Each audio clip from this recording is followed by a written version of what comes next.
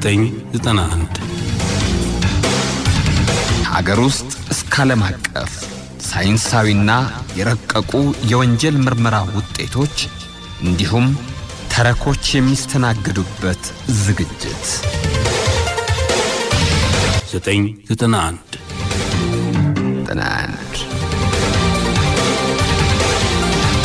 ሰላም ጤና ይስጥልኝ እንደምን ሰንብታችኋል የተከበራችሁና የተወደዳችሁ አድማጮቻችን በወንጀል የምርመራ ስራዎች ላይ ትኩረት የሚያደርገው 991 ፕሮግራማችን እነሆ የዛሬው ተጀምሯል ከዓመታት በፊት በአዲስ አበባ አካባቢ በድብቅ የተፈጸመ የነፍስ ግድያ ወንጀልና በሐሰት የቀረበውን አቤቱታ ለማጣራት የአዲስ አበባ ፖሊሶች ገጥሟቸው የነበረውን ከባድ የምርመራ ስራ በ320 ሰዓታት ያጠናቀቁበትን ውጤት ባለፈው ሳምንት ጀምረን ነበር።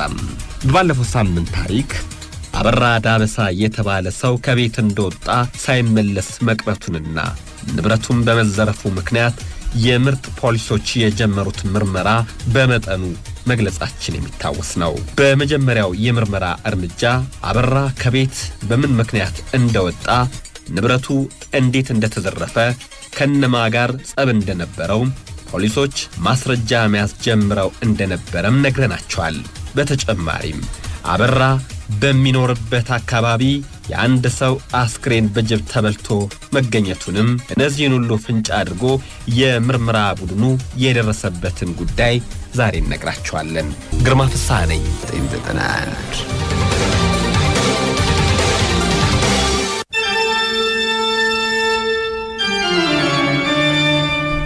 320 ሰዓታት የፈጀው የወንጀል ምርመራ ክፍል 2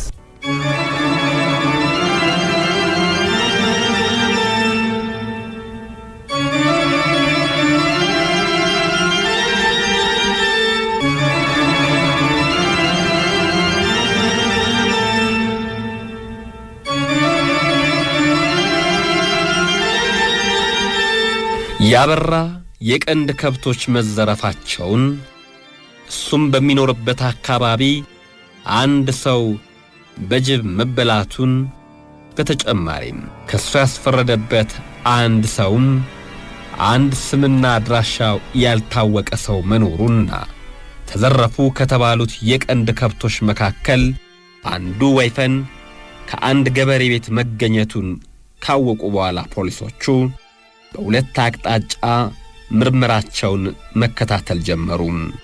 ይህም ወይፈኑ በምን ሁኔታ እዚያ ገበሬ እጅ እንደገባ ለማወቅና ከአበራ ጋር ክርክር ነበረው የተባለውን ሰው አግኝተው ከሱ መጥፋት ጋር ግንኙነት ያለው ነገር መፈጸሙን ለማረጋገጥ ነበረም።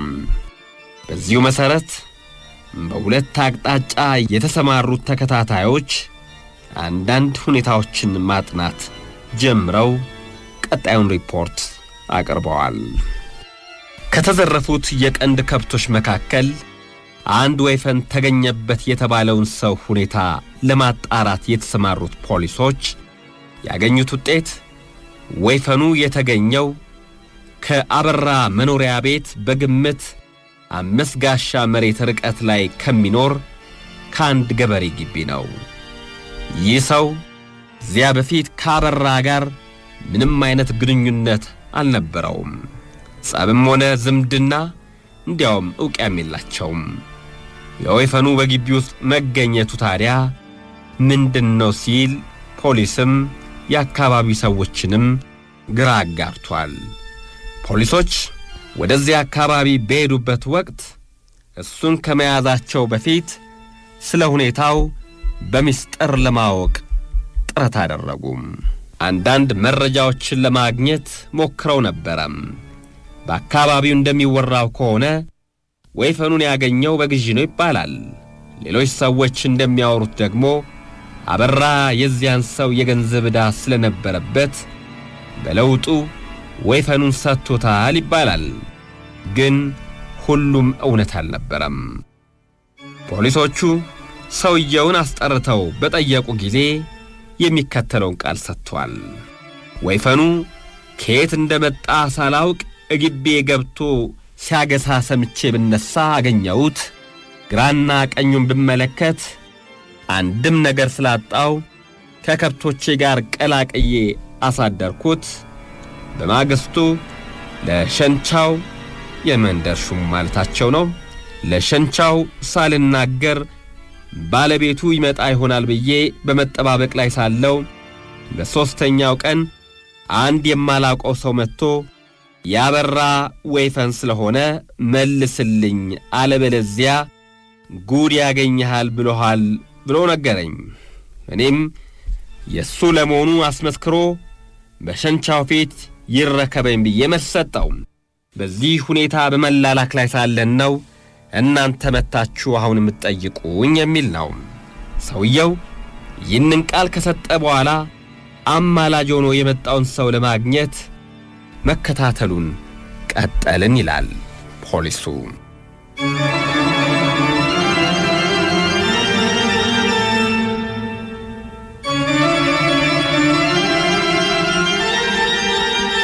ይህ በዚህ እንዳለ ከአበራ ጋር ጸብ ነበረው የተባለውን ሰው ለማግኘት ወደ አዲስ አበባ ከተማ የተሰማሩ ፖሊሶች የሚከተለውን ሪፖርት አቅርበዋል።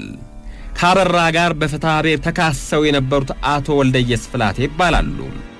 እኚህ ሰው በቀድሞ ትምህርት ሚኒስቴር የሚሰሩና አሁን ግን በጡረታ ላይ የሚገኙ ናቸው።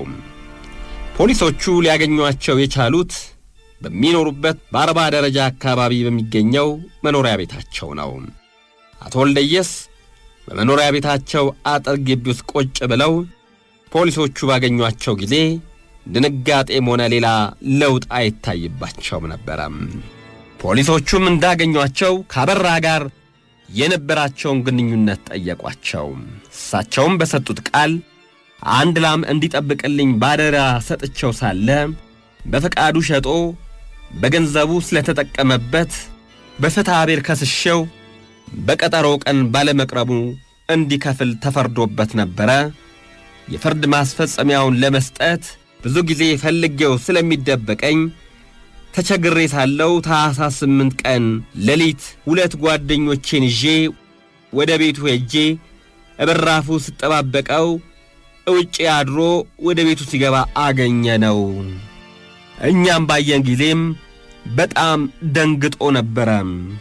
እኔም የፍርድ ማስፈጸሚያውን አስፈርሜ ሰጥቼው ተመለስኩ አሉ።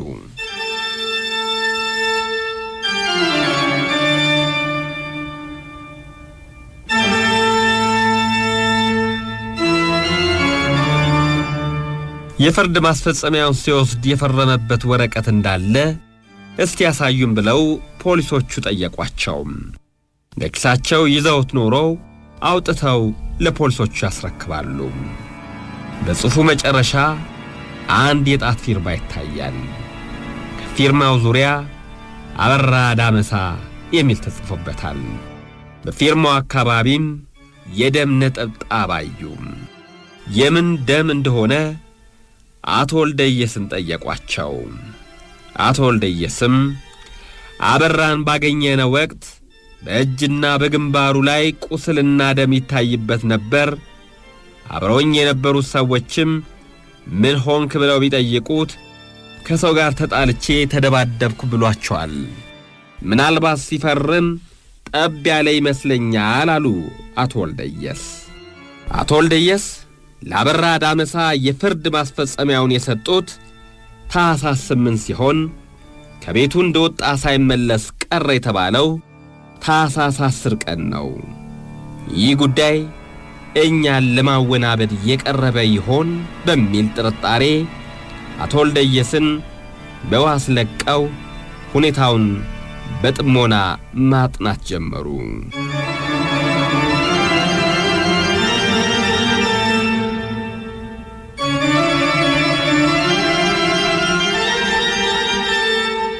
እኚህ የ69 ዓመት ዕድሜ ያላቸው አዛውንት አበራን ገለዋል የሚል እምነት ፖሊሶቹ ላይ ባይኖርም በፊት የነበራቸው ግምት እኚህን ሰው ገሎ ጠፍቶ ይሆናል የሚል ነበረ። አሁን ግን ይህ ጥርጣሬያቸው ተሰርዞ ምናልባት አቶ ወልደየስ አበራን አስገድለውት ይሆናል የሚል ጥርጣሬ ብልጭ አለችባቸው። ለዚህም ጥርጣሬያቸው ምክንያት የሆነው 2 ሰዎች አስከትዬ ሄጄ ነበረ ስላሉ ነው። ስለዚህ ከአቶ ወልደየስ ጋር ፍርድ ማስፈጸሚያውን ለመስጠት ሄደው ነበር የተባሉት ሰዎች እንዲፈለጉና በእነሱም ላይ መከታተል እንዲደረግ አቶ ወልደየስም በአይነ ቁራኛ እንዲጠበቁ ተደረገም። በመካከሉ አንድ ሌላ ሪፖርት ደረሳቸው። ይኸውም በጅብ ተበልቷል የተባለው ስንታየውና ጠፋ የተባለው አበራ ዳመሳ የነበራቸውን ግንኙነት የሚያስረዳ ነው። የቀረበው ሪፖርት አበራና ስንታየው የሚተዋወቁት በሰፈራቸው ከሚገኝ አንድ ጠጅ ቤት አብረው ዕቁብ የሚጠጡ መሆናቸውን እንዲሁም ከቅርብ ጊዜ ወዲህ በአንዲት ሴት ምክንያት የከረረ ጸብ አብቅለው ለመገዳደል ይፈልጉ እንደነበረ የሚገልጽ ነው።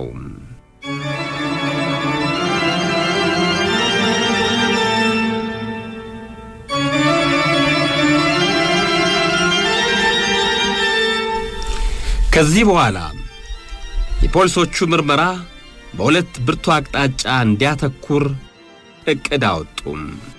ይኸውም አንደኛ አበራ ስንታየውን ገድሎ ጠፍቶ ይሆናል ወይም ስንታየው አበራን ገድሎ ልብሱን ለውጦ ጠፍቶ ይሆናል የሚል ሲሆን፣ ሁለተኛው አቶ ወልደየስ አበራን አስገድለውት ይሆናል የሚለውን ጥርጣሬ በተቻለ ፍጥነትና በበቂ ማስረጃ እንዲጣራ ለማድረግ በየአቅጣጫው ተከታታዮቻቸውን አሰራጩ። አበራ ስንታየውን ገድሎ ተሸሽጎ ይሆናል ወይም ስንታየው አበራን ገድሎ ተሸሽጎ ይሆናል ለሚለው የምርመራ አቅጣጫ መነሻ የሚሆኑ 2 ነጥቦችም ነበሩ። አንደኛ ሁለቱ ሰዎች ጠጅ ከሚጠጡበት አካባቢ የምትገኘው አጣልታቸዋለች የምትባለው ሴት በአንድ ገበሬ ግቢ ውስጥ የተገኘው ያበራ ወይፈን ዱካ ናቸው። ለዚህ አቅጣጫ የሚጠበቀው ውጤት አበራን ወይም ስንታየውን በሕይወት መገኘት የሚያሳይ ሊሆን ይችላል። በዚህ ዕቅድ መሠረት የተሰማሩት ፖሊሶች በአጭር ጊዜ ውስጥ ተከታዩን ሪፖርት አቅርበዋል። አበራ ለመሞቱ ይወራል። እንዲያውም ጊዳ ከሚባለው ቀበሌ ከሚገኙ ዘመዶቹ ዘንድ እንደሚኖር ይነገራል። ወይፈኑን ላኩልኝ እያለ አማላጅ የሚልከውም በዚያው በጊዳ ቀበሌ በሚኖር ሰው ነው ይባላል። እስካሁን እንደተከታተልነው ስንታየው በርግጥ መሞቱንና አበራ ዳመሳም ከብቶቹን ይዞ ወደ ዘመዶቹ መጥፋቱን የሚያሳይ መረጃ ብቻ ነው። ወይፈኑ እግቤ ገብቶ አገኘሁት ያሉትን ሰው በሚገባ ፖሊሶቹ ተከታትለዋቸዋል። ከአበራ ጋር የቅርብ ግንኙነት ባይኖራቸውም ወይፈኑን ገንዘብ አስከፍለው ለመመለስ በመላላክ ላይ ናቸው። ለፖሊሶቹ ጥሩ መሪ የሚሆነው ይሄ ሁኔታ ነው የሚል ነው። ይህ ሪፖርት ለምርመራ ቡድኑ ኃላፊ ከደረሰ በኋላ የሥራ ጓደኞቻቸውን ከየተሰማሩበት ሰብስበው የሥራ ጊዜያቸውን ከማባከናቸው በፊት ጊዳ ወደ ተባለው ቀበሌ ሄደው ያበራ በሕይወት መኖርን ማረጋገጥ ይኖርብናል የሚለውን ሐሳብ አቀረቡ። ከዚያም የእግር ጉዟቸውን ቀጠሉ።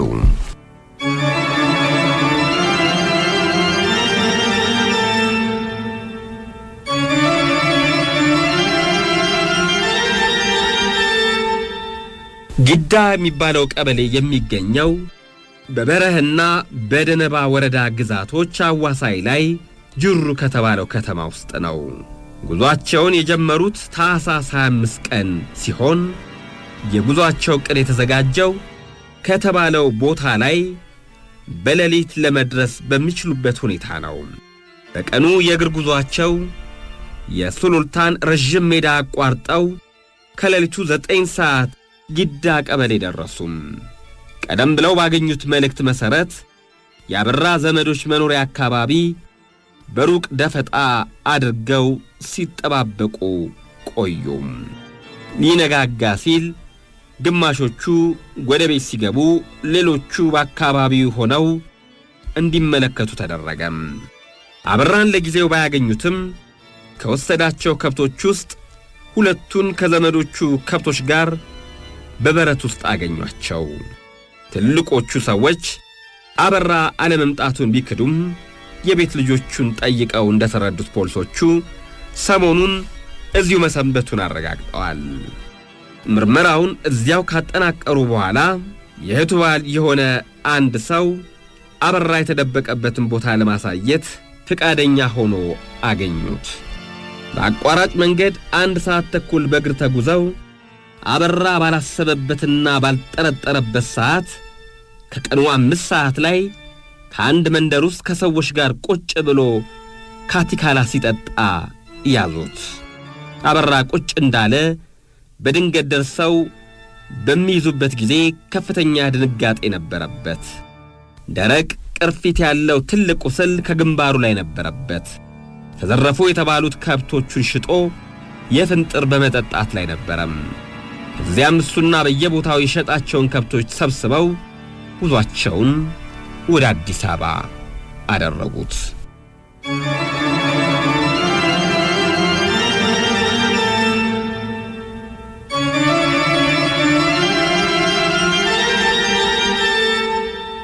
ያበራ በሕይወት መገኘት አንድ ሌላ ውጤት እንደሚያስገኝ የሚጠብቁበት ጉዳይ በመሆኑ በማግስቱ ወደ አዲስ አበባ ደርሰው ትንሽ ረፍት ካደረጉ በኋላ ሳይረበሽ ቃሉን እንዲሰጥ አደረጉ።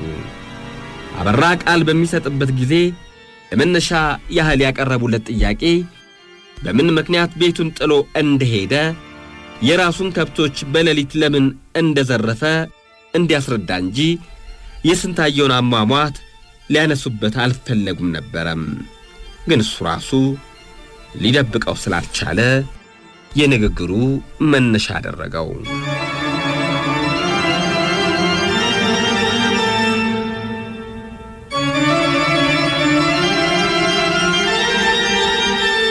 ስንታየው ሳልፈልገው ይፈልገኛል፣ ተዋት ድረስብኝ ስለው ይከታተለኛል። እኔ በገባውበት ቤት ተከታትሎ የምፈልጋትን ሴት ይላል። አማላጅ ላኩበት፣ አንተ ኮስማና ብሎ መልስ ሰጠኝ። ስንታየው በጉልበት ብቻዬን የምችለው ስላልሆነ 3 ጓደኞቼን ይዤ ታኅሳስ 7 ቀን በምሽት ጊዜ ጫካ ውስጥ አድፍጠን ያዝነውና ደብድበን ከገደልነው በኋላ ሬሳውን ሰው እንዳያገኘው ከጫካ ውስጥ ደበቅነው። በማግስቱ ሄደን ብናየው ጅብ ጀምሮ ታገኘነው። ማታ ጅብ እንዲጨርሰው ብለን እንደገና በጫካ ውስጥ ደበቅነው። ሆኖም ፖሊስ ይደርስብኝ ይሆናል በሚል ፍርሃት የተለየ ምክንያት ለመፍጠር ተነሳው። ይኸውም የራሴን ድርሻ ከብቶች ሌሊት ወስጄ ከደበቅኩ በኋላ ባለቤቴ የመጥፋቴንና የከብቶቼን መጥፋት እንድታመለክት አደረግኩ ይላል።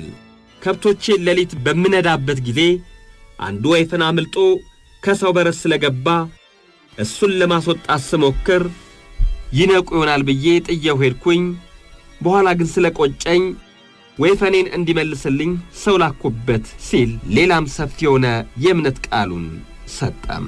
ከሱ ጋር ሆነው የግድያ ወንጀል የፈጸሙትም አንደኛ ግርማ ከበደን፣ ሁለተኛ ከበደ አያኖን፣ ሶስተኛ ገመቹ ጊዙ የተባሉትን አሳይቶ አስይዟል። ይህ የምርመራ ውጤት ሊያስገነዝበን የሚችለው አንድ ወንጀል ከተፈጸመ በኋላ ወንጀለኛው ራሱን ለመደበቅ የሚፈጥራቸው ዘዴዎች ምን ያህል አስቸጋሪ እንደሆኑና ፖሊስም በየአቅጣጫው ማሰብና መሰማራት ከቻለ ማንኛውም ነገር ድብቅ ሆኖ ሊቀር አለመቻሉን፣ እንዲሁም ፖሊሶች በእግር ረጅም መንገድ ተጉዘውና በብዙ ሐሳብ ተውጠው ማስረጃዎችን ጨምቀው ከዚህ ውጤት ላይ መድረሳቸው የሚያኮራ ይመስለኛል። የተወደዳችሁ አድማጮቻችን ለሁለት ተከታታይ ሳምንታት ያቀረብነው 320 ሰዓት የፈጀው የወንጀል የምርመራ ታሪክ ተፈጸመ። ሳምንት በሌላ ዝግጅት እንጠብቃችኋለን። ግርማ ፍስሐ ነኝ። መልካም ዕለተ ቅዳሜ።